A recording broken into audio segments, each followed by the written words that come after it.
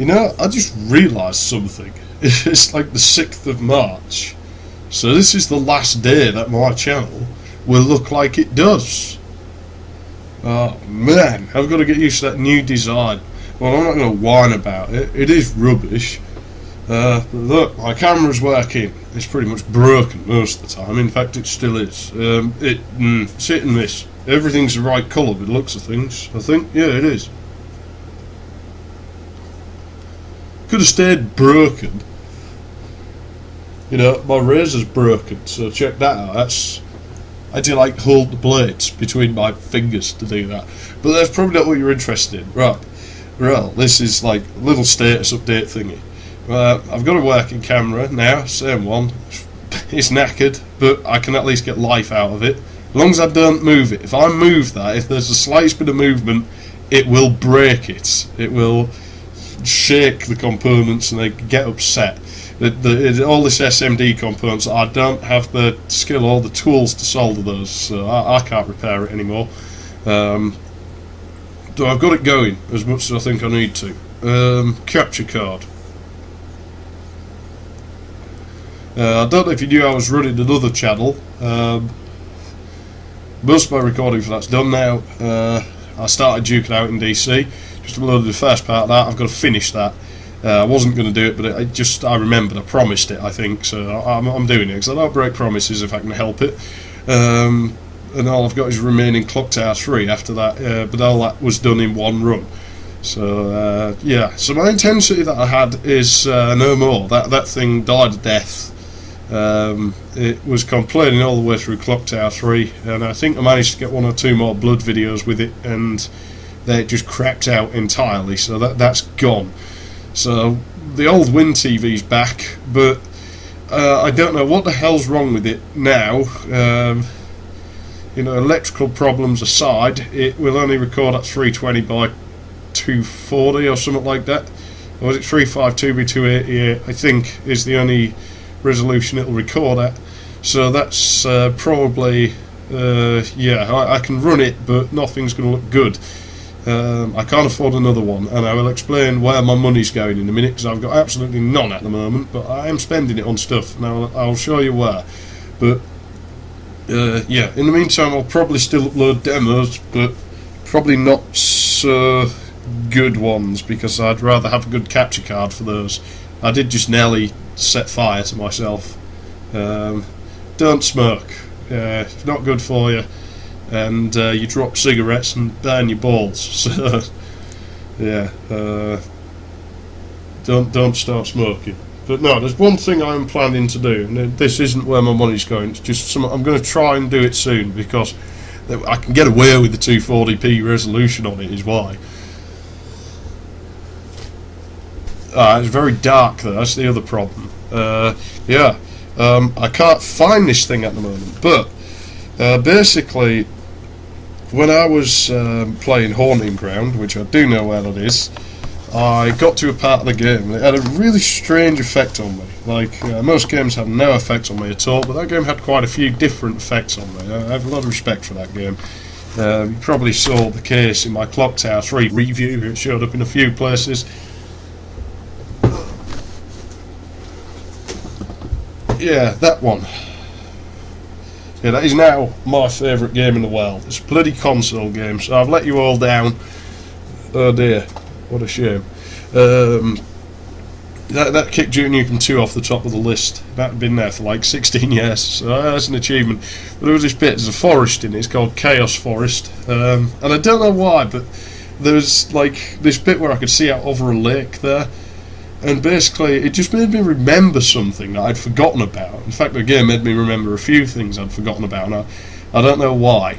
But it did, and that bit reminded me of something. It reminded me of the first time I ever played a video game, and it was something I'd forgotten about completely. And all I remember is coming downstairs. I think I was 2 or 3 years old at the time, and like there'd been an Atari 7800 wired up to the TV, and my dad playing on it, and basically he told me it was mine. And the first game I played wasn't Asteroids, it was some generic top-down shoot-'em-up type game. It wasn't even a very good game, I don't think. And the colours probably weren't right, because I remember things being pink. But then it's the Atari, and colours were quite often messed up on that thing. I don't think it was a 7800 game either. Most of the cartridges I had, a good number of them were bootleg, and I don't have my original 7800, and I don't have any of the games left, even though I bought another 7800. So what the game was, total mystery to me. But my 7800 broke, you know, and what I was bought as a replacement was a cheap, nasty clone of the 2600. It didn't matter, it was fun. That was an hours of enjoyment, and what that was this thing. Yeah, so probably not the world's greatest console. Unlicensed clone of the 2600. Has 127 games in. Yeah, it actually is 127. So it's not like it starts at 0 or anything either. So I don't know what they were going for with that. But there are 126 listed on the box.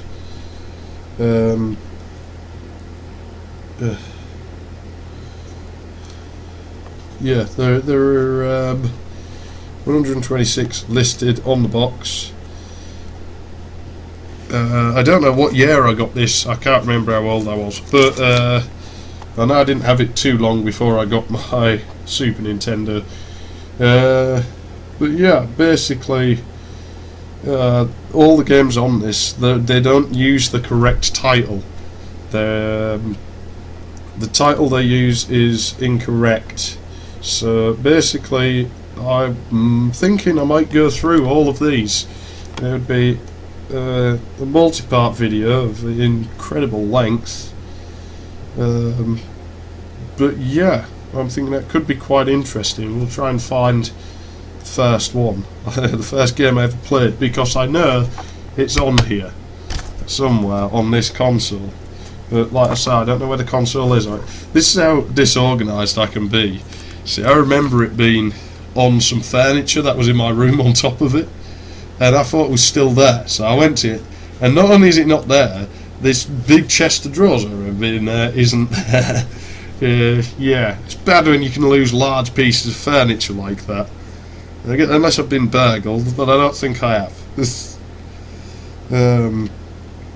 Let me have a look at this thing. What's up with this? In Bulls players, right? Okay, I'm not sure what that's about. It's only a one-player console, so it can't be two-player, right? It could be. I'm sure there was a version that had two players. There's like a little thing on it that says player 1, the thing that says player 2. So maybe there was meant to be control ports or something. I don't know. I haven't really researched this thing. But I just know because I had some of the games that were on here that they don't seem to use the correct titles, to my knowledge. Well, when you've got things like Pac-Mania 1 and Pac-Mania 2, it's probably, yeah, it's generic names like Volleyball and Wolf Fights and Asteroid, Space 2010, Invasion, Motocross, The Frogs. You do start to question, like, whether it's genuine or not, you know? Billiards, Spider King, Factory Game. So much wrong with this. Bold ones, Billiard. Well, you probably would need two players to play billiards, I would have thought. Funfair Rifle Range, Laser Tank, Luke and the Monsters. I don't know. Maybe it is two players in bold. There are quite a few games I can never get working, that's probably why. Oh, well, you might see me rage out. Man, that is so 90s, man. You know what is surprising for the time is the screenshots are quite good quality. Look like those have been pulled off an emulator. Yeah, quite good resolution too. I mean, you know, I've got big hands, and look, they've done all right with that, haven't they? Yeah. Oh well, bloody hell! This video's getting on in length, isn't it? I suppose I had to tell you where my money's going and why I'm not going to be buying new video hardware anytime soon. Yeah.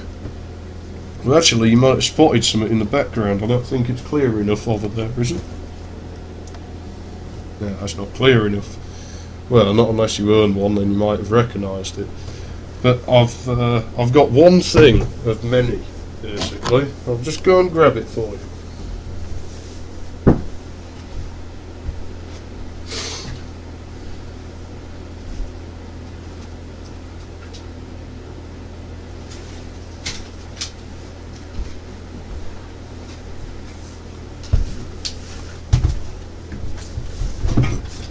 This won't be too easy to film. Yeah, this goes out again, I'm going to lose my temper.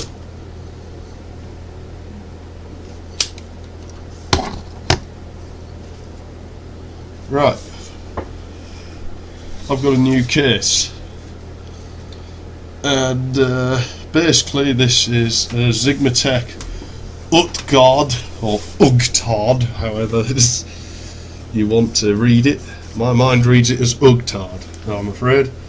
Utgard is the home of giants and trolls, I think. Trolls is quite appropriate, is it not? Yeah, not really a very good case, but it's better than most other things. It cost me £100 in total because I've got the mesh panel for it coming. Only so I can seal it up. I don't want extra holes. This radiator mount's a joke. In fact, that was broken when it got here. And it cost me too much to ship it back, so I've just bodged it. Proprietary threaded screws, proprietary fan screw size, holes everywhere, power supply at the bottom. Not a good idea. And the pre-installed fan in the top is actually going to live, it actually sticks out in the space my motherboard's memory is going to be.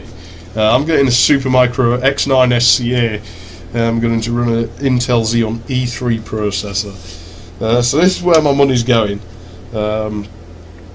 Definitely need a new computer because I managed to get this Pentium D going again, didn't I? And I really don't want it to have to hang on anymore. It's old. It just wants to retire. I know it does.